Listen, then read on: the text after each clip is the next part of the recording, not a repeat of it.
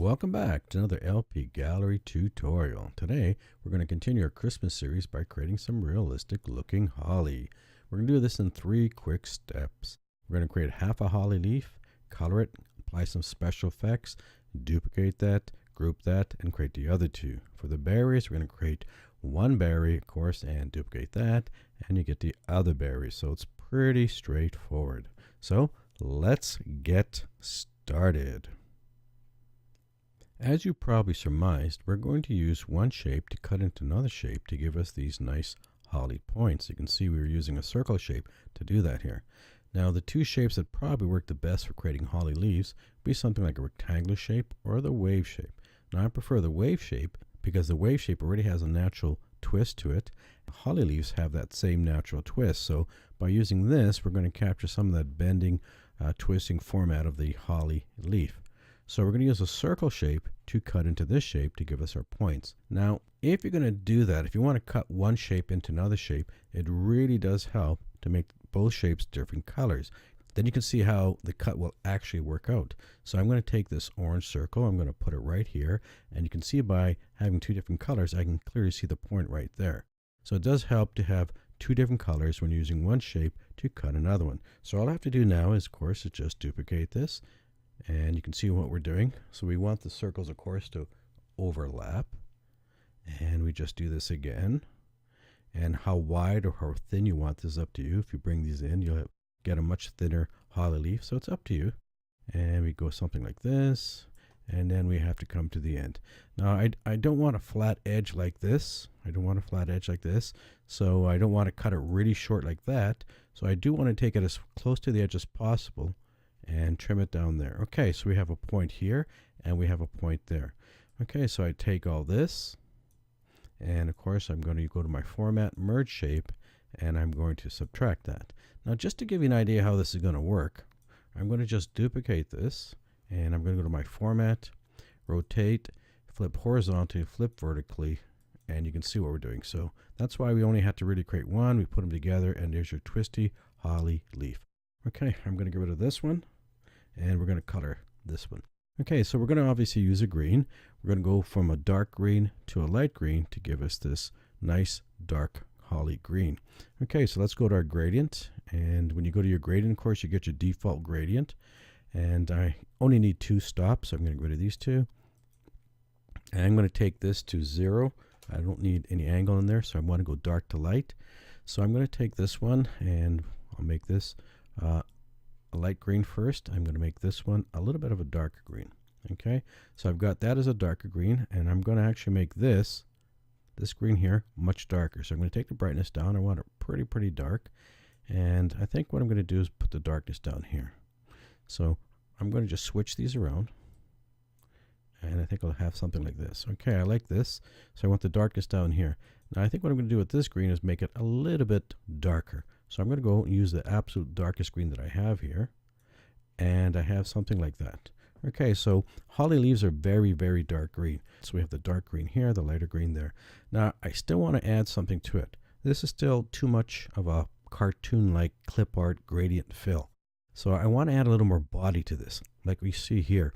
Now sometimes holly leaf seems to have like a waxy coating to it, so that gives it a little more body. So I'm going to apply something like that here. I'm going to apply another color to it that's going to kind of smooth all this gradient out a bit and give it a little more body, make it a little more realistic. To do that, I'm going to go to my effects tool and I'm going to scroll down here to my 3D format.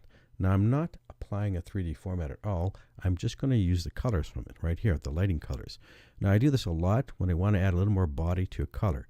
So I'm going to go here and I have 3 colors here. I want to apply a nice warm effect to it. So we have this one, morning, we have sunrise, and we have sunset. I'm going to try one of these 2. So I'm going to click on this, and it gives us a nice little golden color. It adds a little golden color, so it deepens the green a bit. And I think I'll go a little darker. So I'm going to go to this one, that is sunset, and I like that. So what it does is it still gives you your dark to light green, but it adds a little more body to the gradient. So I like that a lot. Now the next thing is to highlight the points. I need these points to really stand out like you see over here. Now I'm trying to make this more into like a variegated holly, which is very popular, which means the edges tend to be a little lighter. Now you could use a lighter green for the edges, but I'm going to actually use a little bit of this nice golden color I have. That will just make the points stand out a little more, and it makes the points look a little sharper because holly has very, very sharp points. And the best part is it's going to create this nice vein. Holly leaves definitely have a strong vein that you can see in them. So the next technique is going to create this center part right here. Okay, so let's do that.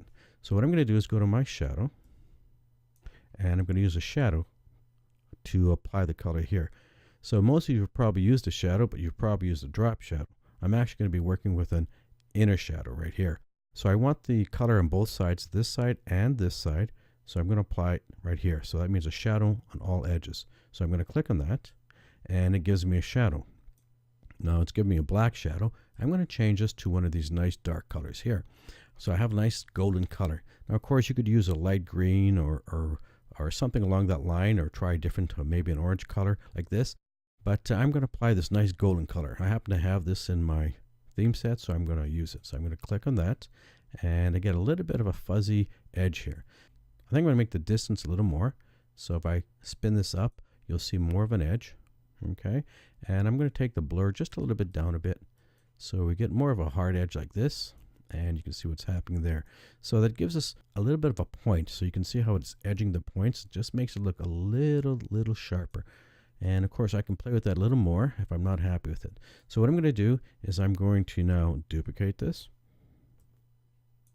And I'm going to go to my format. I'm going to rotate, flip vertically, flip horizontally, and I'm going to overlap them. And there it is. So once we overlap them, you're getting that beautiful, nice vein.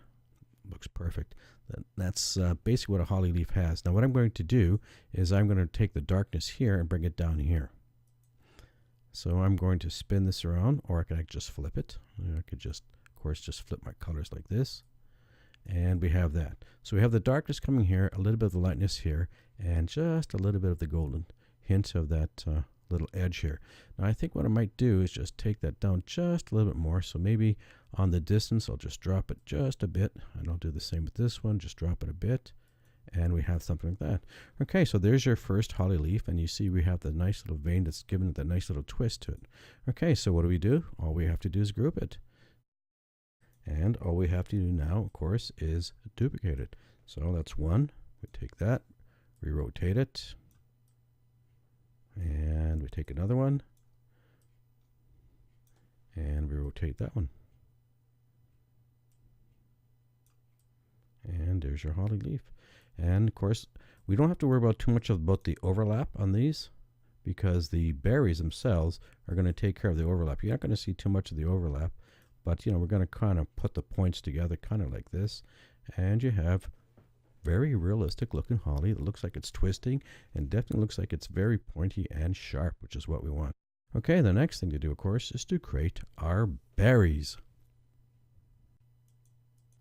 Okay, so let's create our berries.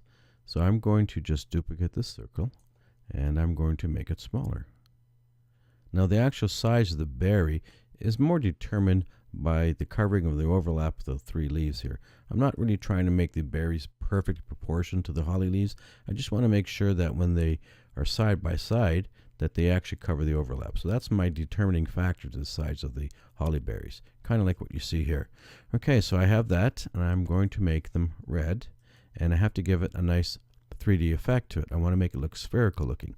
So I go to my effects, and we go to our bevel effects, and there's only one that's going to do that, and that's this first one called circle. Now, of course, by default, you don't get a circle. You kind of get like a flat cone shape. So you get a flat top part here and more of a spherical at the edges here.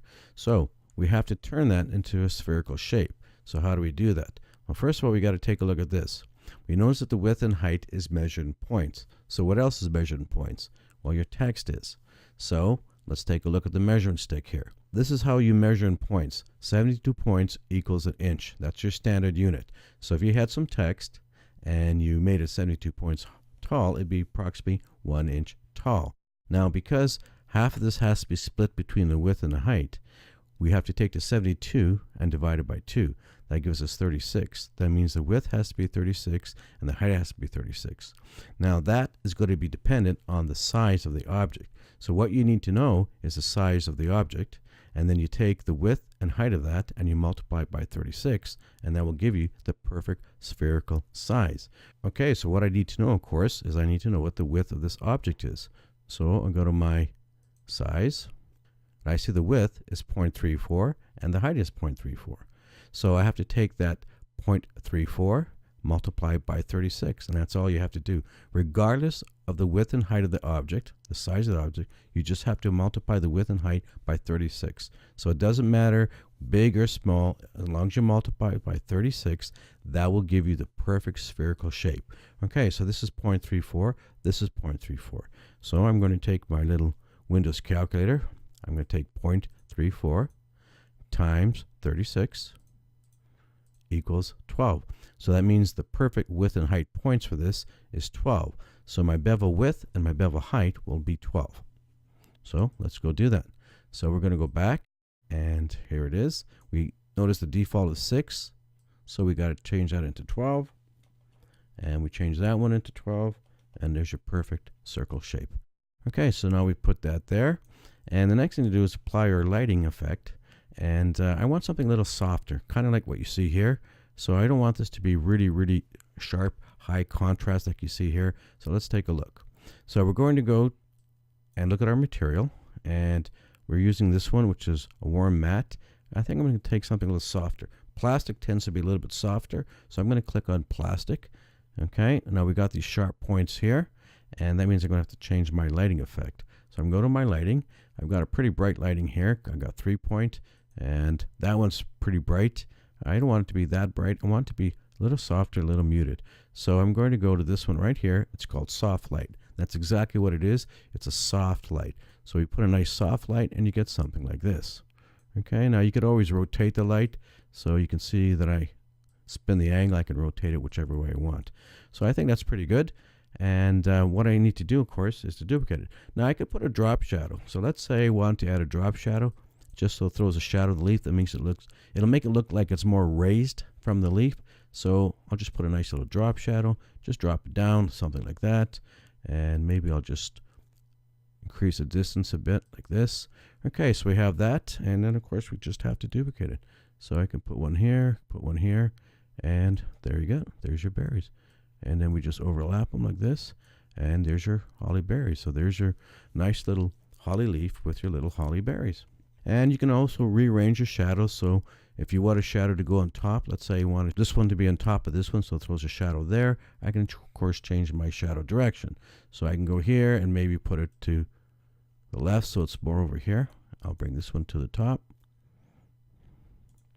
and you can see that it's casting a shadow on that berry. And there you have it. There's your nice sharp pointed holly with its nice 3 little rounded berries, all done very simply. So again, you started with 1/2 of the leaf, you colored it, you duplicated, made 2 more, and you did the same with the berries. You start with the berry, apply a color, a 3D effect, and you just duplicate it, and that is it. So thank you for watching, and I hope you enjoyed this video. If you did, catch out our other video. We have a lot more Christmas series videos coming your way. Thank you for watching, and we'll catch you on the next video.